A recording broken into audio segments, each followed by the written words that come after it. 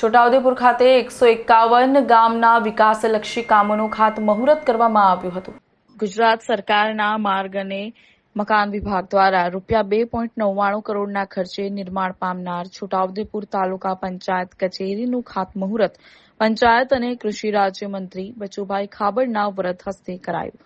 સાથે જ મહાનુભાવોની ઉપસ્થિતિમાં તકતીનું અનાવરણ કરવામાં આવ્યું। રાજ્યકક્ષાના મંત્રી બચુભાઈ ખાબડે જણાવ્યું હતું કે છોટાઉદેપુર તાલુકા પંચાયત કચેરી બનાવવાથી 2.41 લાખ કરતાં પણ વધારે વસ્તી ધરાવતા 51 ગ્રામ પંચાયતમાં 145 ગામોના વિકાસલક્ષી કામોને વેગ મળશે।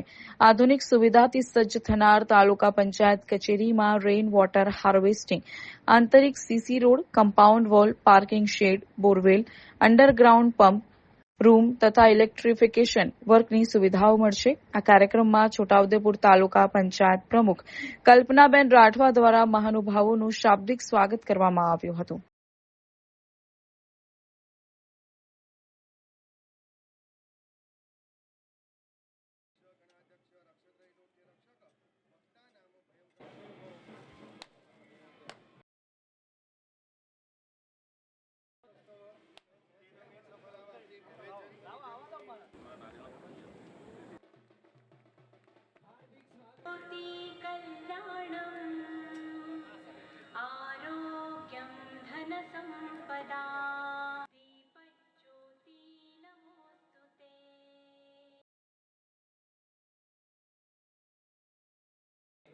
આ શુભ અવસરે જોરદાર તાળીઓથી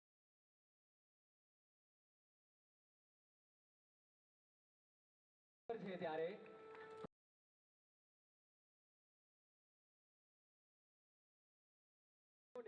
આપણું ઘરેણું કડું ચાંદીનું કડું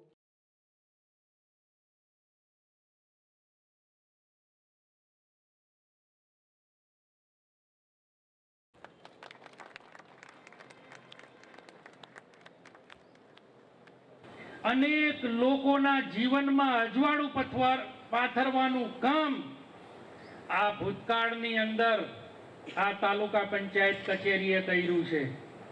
એ જન્મ મરણના દાખલાથી લઈને એની જીવનની રોજ બરોજ પડતી મુશ્કેલીઓના નિરાકરણ માટે આ ભવનને ન જાણે કેટલા વર્ષો થયા હશે। એ ઇતિહાસને આપણે યાદ રાખી અને આ છોટાઉદેપુર તાલુકાના ભવિષ્ય તરફ જ્યારે આપણે આગળ જઈ રહ્યા છે ત્યારે આપણને અહીંયા નવું મકાન મળવાનું।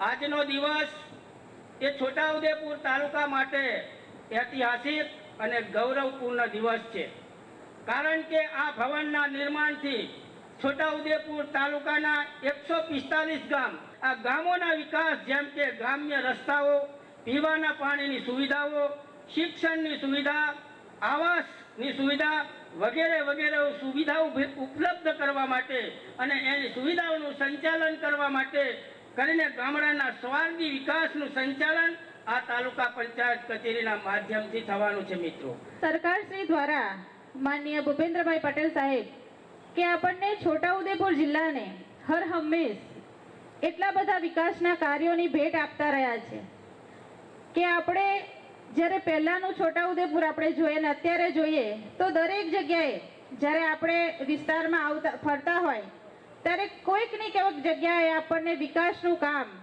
ચાલુ હોય એવું જોવા જ મળે। પૌરાણિક કાળથી પંચાયતની સંકલ્પના રૂપે ગામને મૂળભૂત એકમ તરીકે ગણવામાં આવેલ છે અને ગ્રામ પંચાયતનું અસ્તિત્વ પણ એટલું જ પૌરાણિક ગણાય છે। અર્થવેદ અને ઋગ્વેદમાં પણ તેનો ઉલ્લેખ કરવામાં આવ્યો છે। 1 મે 1960 ના રોજ ગુજરાત રાજ્યની સ્થાપના થયા બાદ ગ્રામ, તાલુકા અને જિલ્લા પંચાયતની લોકશાહી ઢબે રચના કરી સ્થાનિક સ્વરાજ્યની સંસ્થાઓને સત્તા અને નાણાકીય સાધનો પૂરા પાડી વિકાસના કાર્યો કરવા માટે જરૂરી અધિકારો સુપ્રત કરવાની જોગવાઈઓ કરવામાં આવેલી અને રાજ્યમાં ગુજરાત પંચાયત અધિનિયમ 1961ની પંચાયત રાજ્ય સંસ્થાઓ અમલમાં આવીને ત્યારથી 73મા બંધારણીય સુધારણા અમલ અન્વયે ગુજરાત પંચાયત અધિનિયમ 1993 અન્વયે તે અંતર્ગત બનાવેલ નિયમો મુજબ પંચાયત રાજ સંસ્થાઓ સક્ષમ રીતે કાર્યરત બનેલ છે।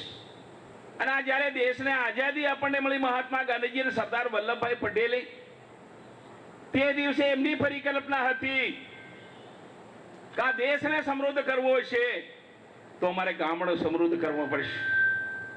પૂર્ણ વિકસિત ભારત કરવા માટે મારા છોટાઉદેપુરના 145 ગામડા સમૃદ્ધ છે તો આ શક્ય છે. કેવી રીતે ગામડું સમૃદ્ધ થાય, એની પાયાની સુવિધાઓ કેવી રીતે એના સુધી પહોંચતી થાય અને એને સીધો લાભ લાભાર્થીના હાથમાં જાય. સીધા નાના ગ્રામ પંચાયતના હાથમાં, લાભાર્થીના હાથમાં આવનારું ભારતનું ભવિષ્ય, સમૃદ્ધ ભારતનું નિર્માણ થાય એના માટે મારો વિભાગ પણ દિશાની અંદર કામ કરી રહ્યા છે. એની પહેલી વ્યવસ્થા મારી ગ્રામ પંચાયત, તાલુકા પંચાયત માટે અદ્યતન તમામ જે કઈ સુવિધાઓ છે, ટેકનોલોજી સાથે આ ગ્રામ પંચાયતના ભવનને જોડીને તમામ સુવિધાઓ ત્યાં મળી રહે. મારા એ અધ્યક્ષશ્રીનો રૂમ હશે કે તમારો બેઠક વ્યવસ્થા છે, પાણીની વ્યવસ્થા છે, લાઇટની તમામ વ્યવસ્થાને પૂરતી છે તો પૂરી કરીને મારું છોટાઉદેપુરનું ભવન એ તાલુકા માટેનું વિકાસનું એક નવું ભવન ટૂંક સમયમાં બનવા જઈ રહ્યું છે. 99 લાખના ખર્ચે જે સરકારશ્રીએ મંજૂર કર્યું એનું ભૂમિપૂજન કરવામાં આવ્યું અને આ ભવનથી છોટાઉદેપુર તાલુકાના 145 જેટલા ગામોનો વિકાસ આ તાલુકા પંચાયતના ભવનના માધ્યમથી થશે. ત્યારે હું ગુજરાત સરકાર અને ભારત સરકાર અને માન્ય મંત્રી શ્રી બચુભાઈ ખાબડ સાહેબનો આભાર માનું છું. વંદે માતરમ. ભારત માતા. એક ગામ વધ્યું, નવું છોટાઉદેપુરની એક નવી સિદ્ધિ મળી. એના માટે સરકારનો પણ આભાર માનું છું કે ઘણા વર્ષોથી જે ગામના લોકોની માંગણી હતી તે વર્ધી ફરિયાને ગામનો દરજ્જો મળ્યો છે. સાહેબ, છોટાઉદેપુર જિલ્લામાં કેટલીક પંચાયતો છે જેનું વિભાજન બાકી છે, મોટી ગ્રામ પંચાયતો છે, છોટાઉદેપુર જિલ્લાના નસવાડી, સંખેડા. વિભાજનની ચાલતી પ્રક્રિયાઓ છે અને ચાલુ છે. જેટલી પણ આવે છે તાત્કાલિક અમે એની મંજૂરીઓ આપી દઈએ છીએ. આઝાદીના ઇતિહાસમાં પહેલીવાર એટલી પંચાયતો ગુજરાતમાં અમે આપી છે.